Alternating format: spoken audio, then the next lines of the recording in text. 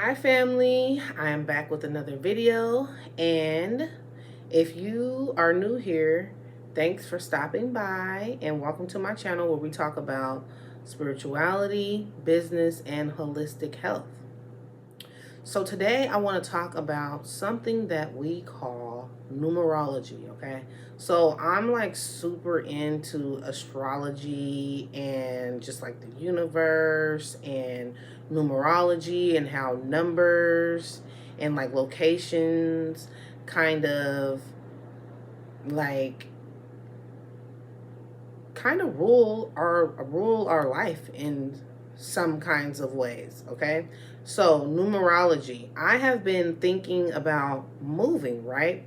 So something that I just learned, because I've been studying astrology, something that I just learned is that your house numbers, like, they really mean like how the energy is going to be in your home. So I've discovered house numerology. Now, this is going to affect like the energy of your home and just like the tone of your home.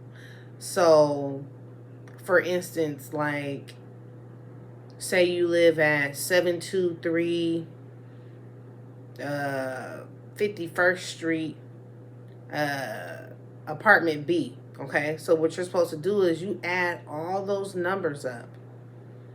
Okay, and then if you get like a 6, if you get like a 61, then it's 6 plus 7. I mean, it's 6 plus 1 equals 7. So that's your house number. But then if you get like, if you have the apartment B, which would be the number 2, that's like number 7. I mean, that makes it number 8. So then your house number will be number 8. So number 8 energy, just like the angel numbers, is the sign of abundance. Okay, that's what would come in your home. You'd have nothing but abundance. So number 8 energy would also be great for prosperity, and if you are an entrepreneur, it's going to bring like high energy to your home. If you want to start a family, it's going to be great for high energy being in the home. If you want to start a business, living in a number 8 home will be perfect for you. But there would be some big losses and some big wins. With every big win, sometimes there's big losses also. So that's something to be mindful of. Another thing to be leery of is it might also make you feel like you just never have enough. You're just going to keep on going and keep on going and you never be satisfied. And then you might end up with a whole bunch of junk in your house, and we don't want that. So be mindful if you want to live in a house that is based off the number 8. Okay, so now what I'm going to do is I'm going to run you through each number and what it means of these apartments, and then I'm going to, and of these houses and all that. And then I'm going to run it back on how you can figure out what your house or apartment number means. And if you're getting that energy and what kind of energy you could get if you're looking to live somewhere, because that's what I'm doing right now. I'm looking for another place, and so I'm making sure that the numbers is the number that I want. So I'm going to fill you guys in on how I'm going to be going on and going about this process. So let's have some fun. All right, so number 1, creativity, drive, and innovation. That's what you'll get if you live in a house based off the number 1, okay?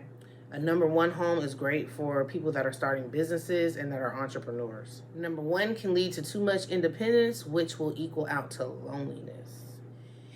All right, another challenge with living in a number 1 home is you might have to go out of your way just to even like get out of the house and have some fun, or invite people over to your house for some fun, because living in a number 1 home is going to make you feel like you just want to do your work, and your mind is just going to be going and going and going, and you're going to be coming up with all these creative projects that you're going to want to get done. So just be mindful when you're moving to a number 1 home. All right, moving to a number 2 home. Those homes are good for people that have families. It's good for like best friends that want to live together. Like you guys are getting your first apartment. You guys want to move in together. And it's also good for like relationships, like being in love with someone and living with them. So these homes are perfect for like intimate gatherings and just couples. Now, some challenges about living in a number 2 home is you might get a little oversensitive or over emotional or overwhelmed. So if you're a person that constantly needs validation and a lot of attention, don't move into a number 2 home. Don't do it. Now, a number 3 home is good for social networking, just having fun in your home, inviting people over, and just socialize. It's also good for romance and just anything interacting with other people. Now, the challenges of living in a number 3 home is that you can feel disorganized and things can just feel scattered. Now, to take control of this, what you can do is set yourself a schedule. Make sure that you're managing your home and the people that are in it. Do not let your home take over you. So a number 4 home is a very grounded and disciplined and structured home. Not spontaneous at all. Now, if you want to use it for business, investing, or education, this is a great home for you. Okay, now the challenges associated with the number 4 home is that the lack of being spontaneous can lead to like lack of your work life and your private life, like the balance. It can lead to that. The lack of the balance. You got to play a little bit. You can't just work all the time. Another thing about these homes are they're the best thing for like renovation and resale. These are, I wouldn't say that these are good homes to be like living in. Like the energy is not for living, it's for like flipping and reselling. All right, the number 5 home, the party home. Okay, this is where it's the social home. You know, it brings a lot of people wanting to come over all the time. It's gonna be the place where everybody wants to come and hang out. Everybody's gonna want to social and gather at your house. And I don't know about you, I'm a great hostess, but I don't want to be hosting all the time, okay? Now, the challenges with living in a number 5 house is that there's going to be no quiet time, no introspection, no peace. Now, number 5 homes are great for temporary homes, but long term, it's not going to be that good. You wouldn't want to stay there long term. You're not going to have any kind of peace. It's a party house. Like, you're not going to be able to stay focused. Right, so number 6 homes are really great for just love. They're great for pets. They're great for children and relationships. Now, the challenges for a number 6 home is that you might be giving out so much, you don't even give yourself anything. You don't keep anything for yourself.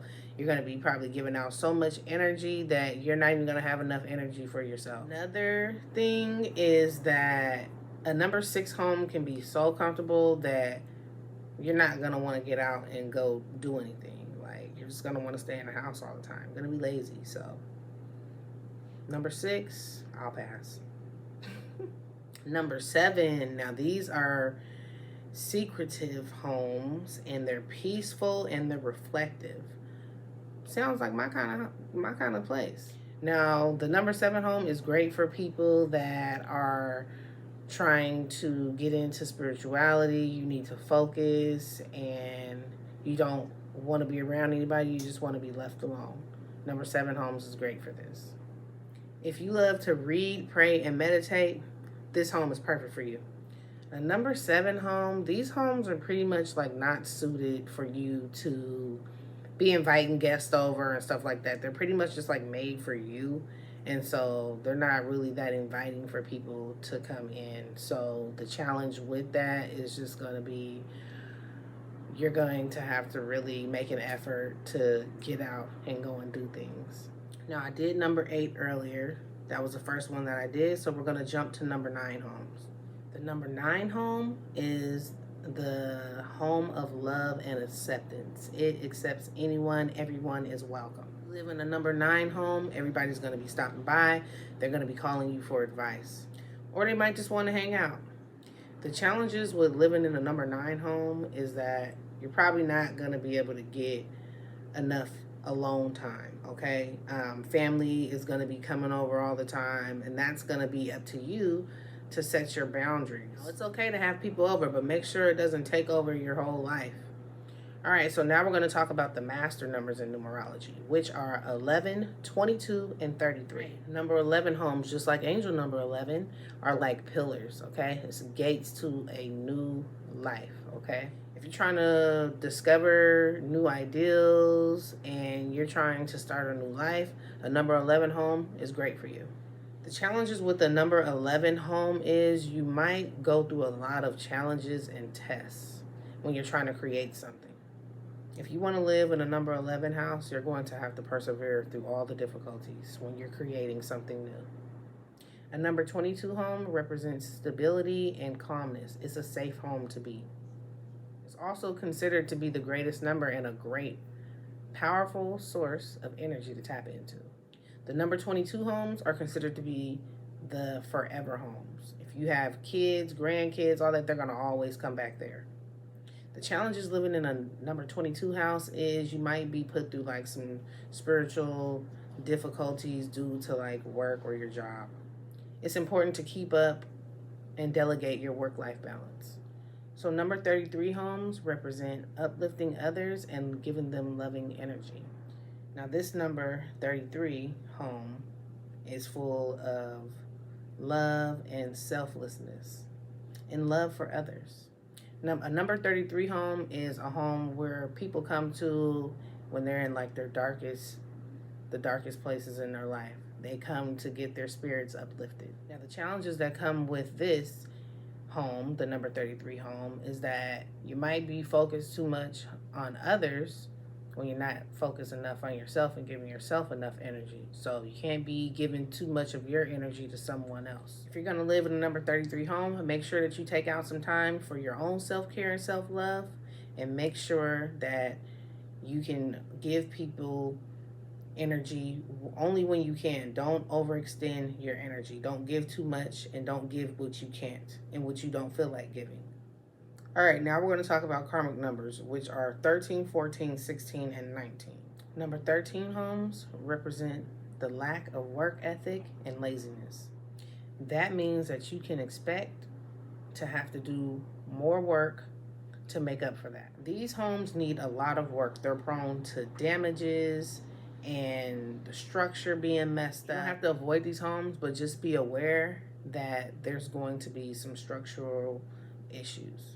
All right, number 14 homes. Now these represent misuse of freedom in the past. It usually means that now you're going to have to pay back for when you were misusing people or inconsiderate of others. This could have been abuse of others or just lack of discipline. To repay this karma, you must now practice nothing but kindness and selflessness. You also have to stay away from the cycle of angerness. It takes a strong person to overcome that negativity. Number 16 represents misuse of love. Living in a number 16 home, you ain't gonna have no good relationship, and you're not gonna have any good friendships. It lacks that. Number 16 homes lack that.